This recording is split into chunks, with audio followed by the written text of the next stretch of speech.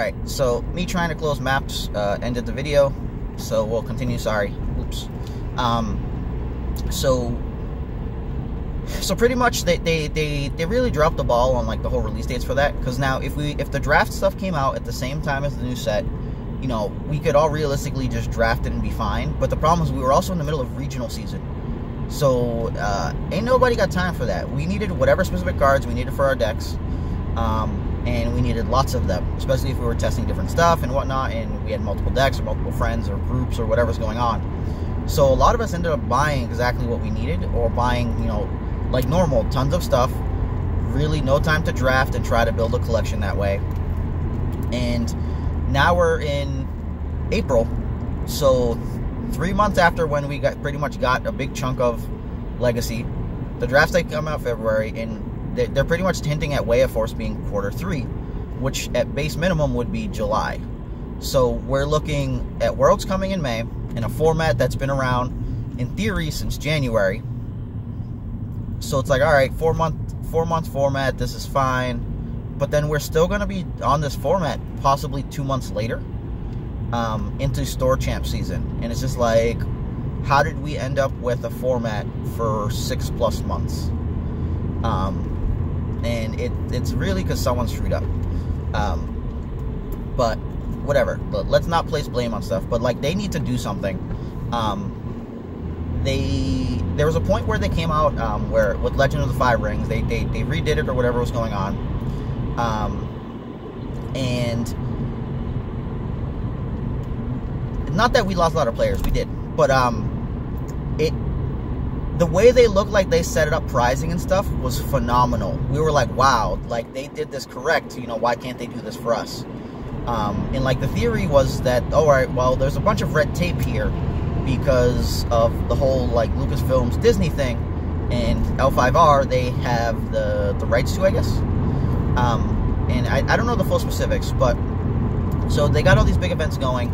But if we fast forward later, and they pulled the same bullshit on them. They kind of just died out, nothing was going on, and then after a while they try to make up for it. That's what everyone's telling me in general, that occurs very often for them. They screw something up royally, nothing's happening, and then public outcry, people complain, and then they try to like make up for it. And it's really just not healthy. My personal local kind of didn't exist for a really long time. So, in case you guys didn't know, the Hyperloops is me, Bobby Sapphire's Mike, and NJ Cuenca's Nick, and we met at locals. Like, this is Massachusetts. The three of us are from the same, the central area local.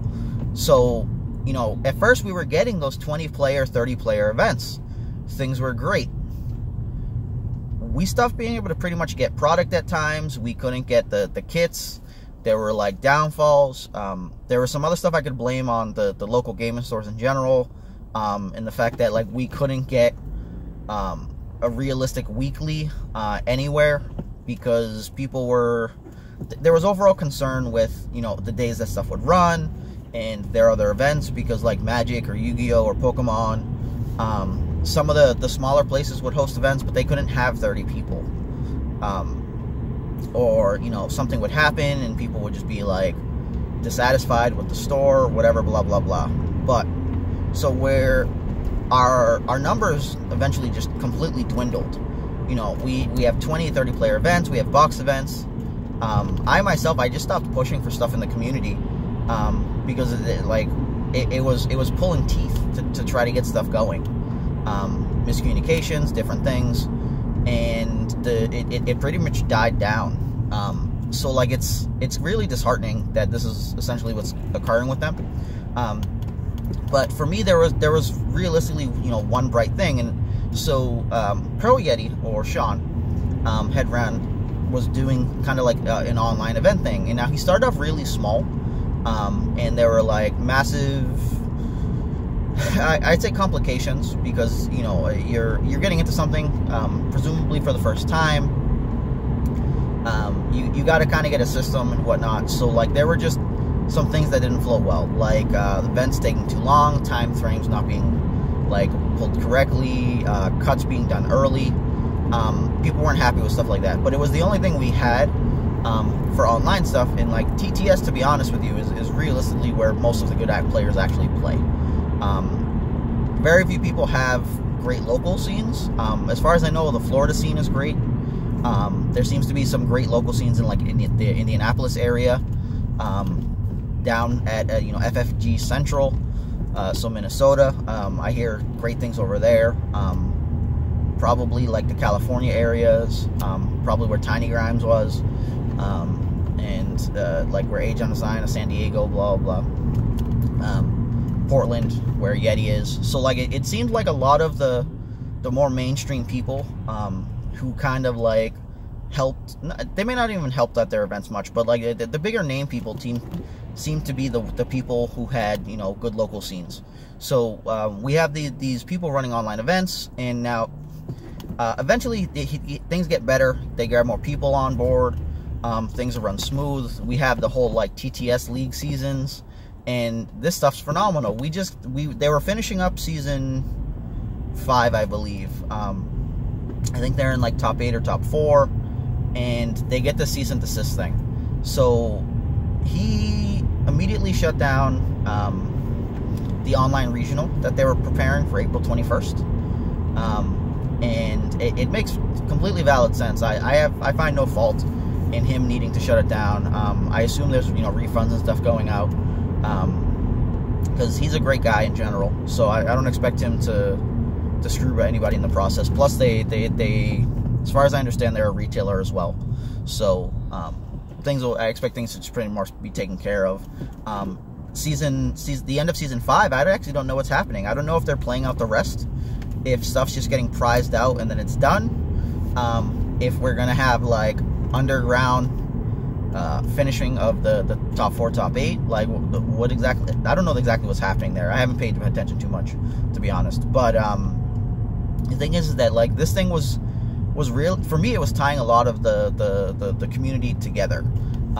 There is definitely more than the 200 people that play in these events that exist and play this game.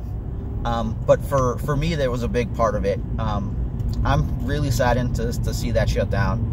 I hope somebody else does some quote unquote underground stuff, but whatever. We'll find out and play it by ear. But I really do think we need to see some new stuff from organized play, because this is, I don't know, the release dates, like whatever's going on, prize kits, like there has to be better stuff. We have to be able to get new players in, or we're just going to be a slowly dwindling community. Like, how many people talk about the game dying or complain about whatever and sell all their cards? I'd probably see 5 to 10 times a week someone saying they're selling their entire collection. They're getting out of the game. Their local community doesn't exist anymore. They dislike the game or whatever. And a lot of the time they're selling like, oh, I have the entire first 3 sets. I have the entire first 4 sets. I have everything minus like some few select cards that they already sold off. And like it sucks. It sucks. Like what do we do? Do we prepare to jump ship to another game? Do we, watch it die and then be those people playing some game 10 years into the future with stuff that just never come out? Does community run? I genuinely like the game as a whole. Like we often think, all right, there's a lot of luck because it's a dice-based game, and like sure there is, but there's a lot of the skill isn't just trying to maneuver through the bad luck and abuse as much of the good luck, or stop as much of the opponent's good luck as possible, or fortune. I don't know. Bobo will yell at me. He understands those words much better than I. I'm not as learned as he is. But yeah, so like, who knows what we're gonna see? But like, I'm hoping something comes of this, because realistically, and I'm not trying to sound like a complainer, Valve has come out with that Artifact game, and it's gonna be, from my understanding, it's gonna be like esports status. They already have large money on the table for like championship events and things that are going to be running for it, and I have every intention of being a part of it. So I don't know, like I hope FFG can learn or FFG's organized play can, like, I don't know, learn to live, I guess, with what's going on. Like, Hearthstone's making a big comeback right now. They just had, like, that big thing going where if you had pre-purchased packs, it was $50 for 70 packs. And to me, Hearthstone's always been a good game. There's just a lot of broken stuff, and it'll probably be like that for forever. But yeah, a lot of our community has been hopping back in on Hearthstone and different stuff. So, like, is this that we're currently bored with the current meta? Is it that we were looking for another game because this one's dying? Is it just another thing to do with our time? And, like, I don't know how to say this, but a lot of the guys in our group are all about, like, the competitive standard, or learning so that they can be better at the game and whatnot. And I'm seeing a bunch of people spend time on other games, Hearthstone, whatever, and we have Worlds coming up. Like, Worlds is in 2 weeks. Why are we playing any other games if we're going to try to go do well at Worlds? It kind of just doesn't make sense. So, I don't know. I'm not just sitting here trying to gripe, but, like, I really do felt like we're going to explain, and I'm probably just going to die out with this game when it dies anyways. So, don't expect me to just, like, straight up jump ship and leave, unless, you know, that whole artifact thing is gravy. The deuces! But yeah, so, like, I'm planning to get in on that, so I'd say check in for news once we get closer to that. If you guys have any info on beta stuff, let me know, because I'm terrible at paying attention to stuff, but I love you guys, and I hope you guys love me. Yeah, that was my attempt at, like, fake crying, but I'm driving, so I can't really, like, shed tears and close my eyes and do silly shit with my eyebrows. Maybe the eyebrows, but I don't know. So, I guess since I don't know how long this video is since the other one cut out, I'll kind of talk about, like, where the meta is at right now. Yeah, because complaining is... I like to complain a little bit, but not a lot. I just kind of deal with whatever we got, and if I don't like it enough, I leave. But, so the meta we're looking at is pretty odd. So we're seeing an increase, or pretty much because of the hits to Running Interference and Maul Saber, I'm seeing far less villain than I used to. So I used to see a lot of Boba 7th, and a lot of Boba 7th's power was generated by the threat of Maul Saber, and the fact that Boba's dice are just fucking amazing. So now with Maul Saber not getting pretty much the ability to freely get out a second time, which is kind of already hard to use at times in certain decks, it's not murdered, but it's drawn back the power level, or the round 1 power level of a lot of these decks. So we'll go with BroTK, for instance. So now, originally the theory was that if we gain the 3rd resource with BroTK, and we jam down the Maul Saber, we could use Night Sister and our rerolls to smash in for about 4+, get it back out, and smash in for like 4 more. And this is without an untap. So the expectation here was that we could, or actually I guess that's 6 because it's 1 and 2. We could get bare minimum 6 damage out via doing this. And if we got any, like, leadership untaps or got, like, higher damage sides, we could be hitting for 12, or 12+, which is huge. And then, you know, you tack in any leaderships or price of failures, and now we're looking at ginormous swings, where sometimes you're doing, you know, round 2, 30 damage, you've killed everything. Like, that's how broken the deck could have, you know, potentially gone with the old Maul Saber. But the format as a whole had kind of maneuvered to shut down Maul Saber. A lot of the hero decks started being based more again around shields and Yoda and things like that.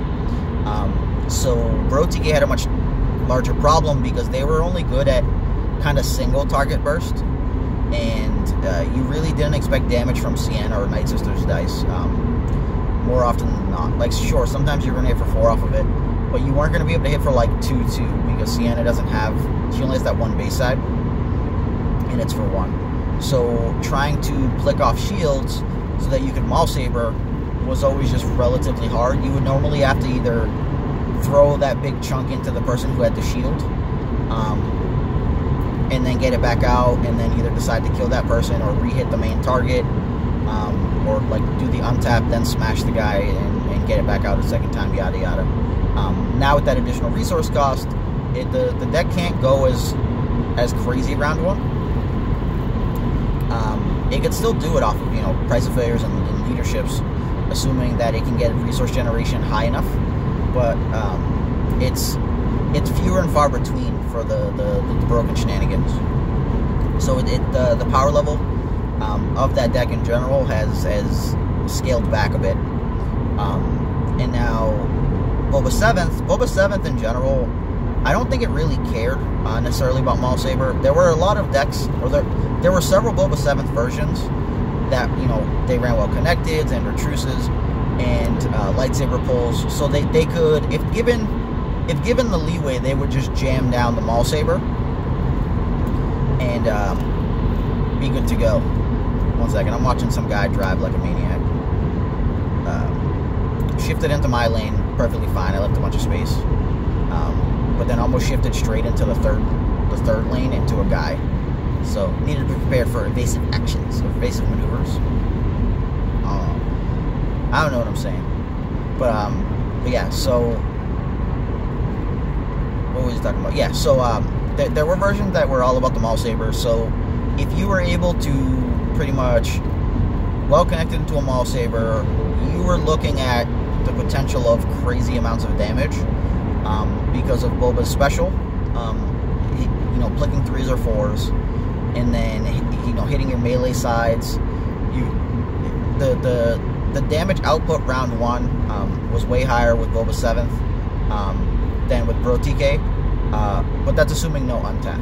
A Bro TK untap was just, it spiked the numbers like exponentially or astronomically. I actually don't know English that well, but to be fair, most of us do. So yeah, but Boba 7th took a scale back on that. If you have to rely just on like Ancients and or Vibro or Shoto, it's much worse because they don't really have die fixing. So like maybe running stuff like Dark Council in there could be real good for it, because then you could just straight up fix to the 2s that you want on 7 Sister and 3s on the upgrades.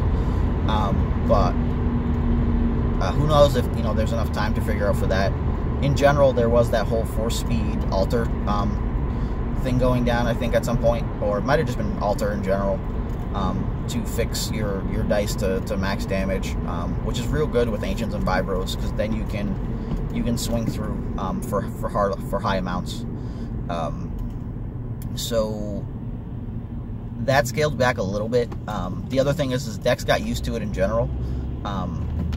Like a lot of the slower hero blue decks, excuse me, not necessarily slower, like the shield based ones, so like Qui-Gon's, Rey's, would give those deck fits because Caution would essentially give you 3 health for whatever shit character die you had going.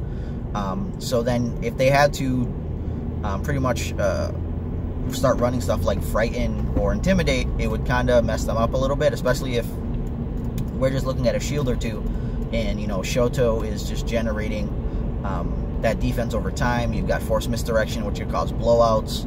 You had Guard, if you hit like the 2 or the 3s, could you know, stop, you know, anywhere from 4 to 5 damage, because if it was only to stop like 2, you wouldn't bother guarding. The whole CQA thing and blowing up people's hands, so the rerolls weren't going to happen well. Like, those are all phenomenal things going on that could cause Boba 7th issues. And then the last variation is essentially Kylo Anakin. And now Kylo Anakin's big thing going on was that any of the monocolor decks would have problems because Kylo 2 would pretty much get in, you know, free 2 damage per round. So presumably speaking, you can't really kill him until round 2, and with a little bit of removal, that's not till round 3. So he would get 6 damage roughly for free, automatic, free him activating, and that's quite a large chunk, because a lot of these 2 character decks had like 22 health, give or take. So if you were a 22 health deck and you mono blues, then Kylo was taking anywhere, slightly more than a fourth of your life over the course of 3 rounds just by activating. And now, if you take into consideration that he had 2 sets of 2 damage, and then Anakin had 3 sets of 2 damage, then you were looking at taking relatively large chunks out of your guy. And then like that deck definitely ran Intimidates. Frighten would be much tougher because they had 2 sets of pay sides that were pretty hard to pay through. Now the thing was that Maul Sabers there were bonkers because Kylo had 3 base damage sides, and then Anakin had another 2. It was really hard to monitor resource consumption with that.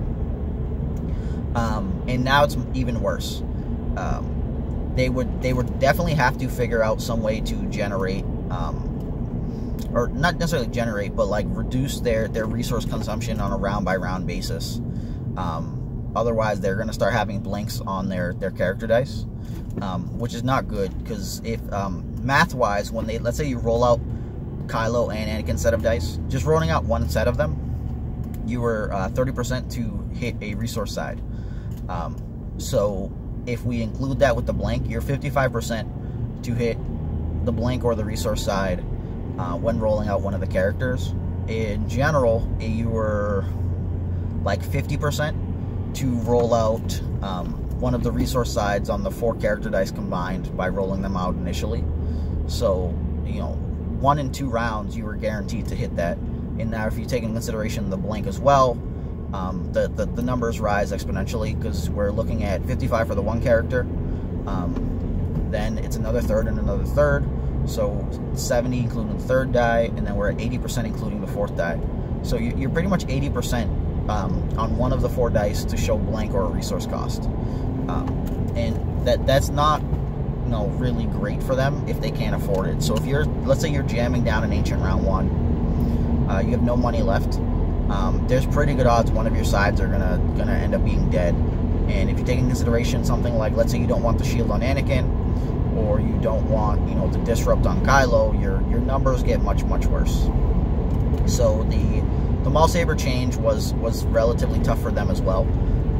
I wholeheartly agree that Maul Saber would need a change, but I don't think it needed to change right now. One of the more difficult situations was that there are not many good villain decks. So sure, was Birthday Gatekeeping some of the other like 1 character decks out of the format, possibly, but I don't know. I think it was fine having the whole rock paper scissors thing. The RI change really did mess up some of the running interference type decks. So like Sabine Ezra, Sabine Yoda, like the Never Tell Me the Odds combo essentially got much worse. And sure, you can still use it on the Never Tell Me the Odds, but what it was is there was a vast amount of tempo that was gained from the running interference and screwing with the opponent. Because like you could roll out, tap RI, say they can't activate, you could re-roll now. So like sure, they could play cards, but because they couldn't activate, you had an adequate amount of time to just be able to make sure your dice got used up, and then potentially hyperspace jump out of there or retreat out of there prior to the opponent really getting to use their dice. Like that, in theory, that's super explosive, but there were some decks that were just already faster or as fast as Sabine, potentially. So like the RI on activate there wasn't much, but the RI on playing a card was real brutal for a lot of people. Obi-Wan RIing for the activates was just like, okay, this is annoying. Then he like mods his force speed, does whatever, jumps away. Or RI after he like Vibro Knives or Truces, rolls out. Okay, a second RI, concentrate, kill your guy. The second RI was definitely a lot of the feel bad moments for the non-Sabine decks. Sabine was just a big pain in the ass in general because she got the action G for free every round. So like I expect to see less of those decks. Whether they're dead or not's a whole nother ball game.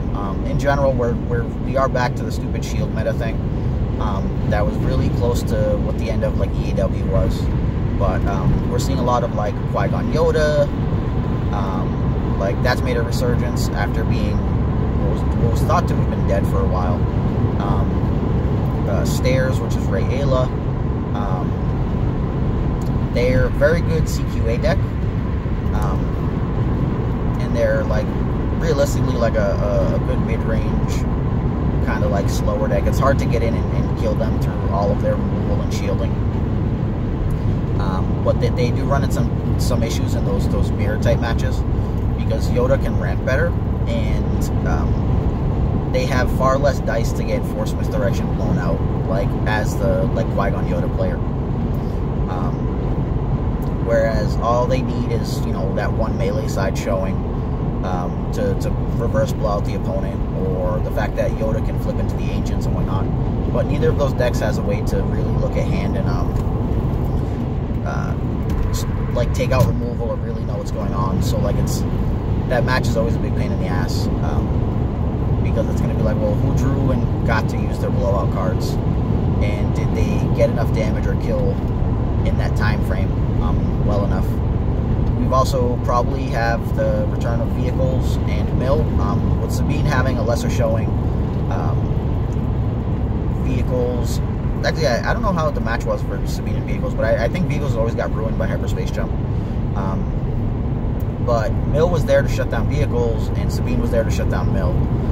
So we're kind of seeing those decks come back. We're seeing Yoda Hondos do very good, because the special trick is a really good trick. The question is like, what's the correct build, you know? But yeah, we're definitely seeing a ton of Hero, and a lot of Hero Blue, I guess is how I'd say it. There's a lot of melee-based decks. As you can tell, like, just Ancient and Shotos and Lightsaber Pull are just too good in general. I think the removal for Hero Blue is kind of what's taking it the distance. Guard and Force Misdirection are two cards that just can't be used in Villain. So Villain still has access to, you know, the Overconfidences. Oh, also Caution. So Caution, Force Misdirection, and Guard are big dilemmas.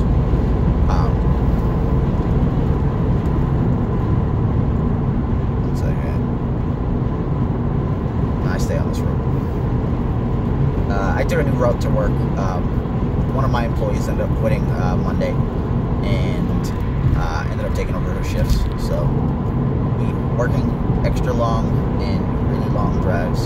So we'll see how many vlogs end up pumping up. But yeah, so we're seeing a definite like shield meta shift again.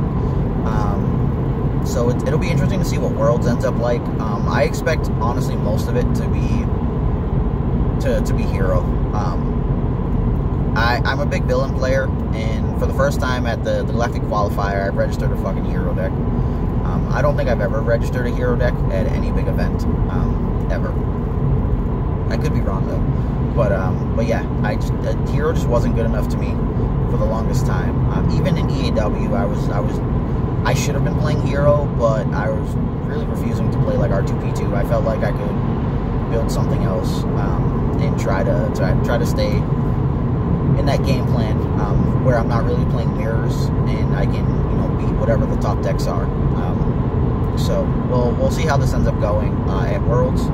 I'm not super confident or comfortable in what I'm going to be doing there, but for the most part, it's starting to feel like I'm locked into my deck just because there's not enough time for other reps. 2 weeks left, got to get into whatever reps I can for these decks and kind of hope for the best, man. So yeah, that's all I really had to say today. I don't think there's anything else. I'll probably do a write-up to go with these, and I don't know, like, is there more that I can say?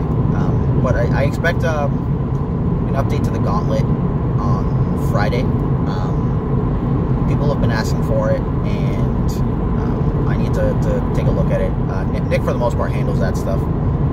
But we'll see what's around and try to get that for you guys.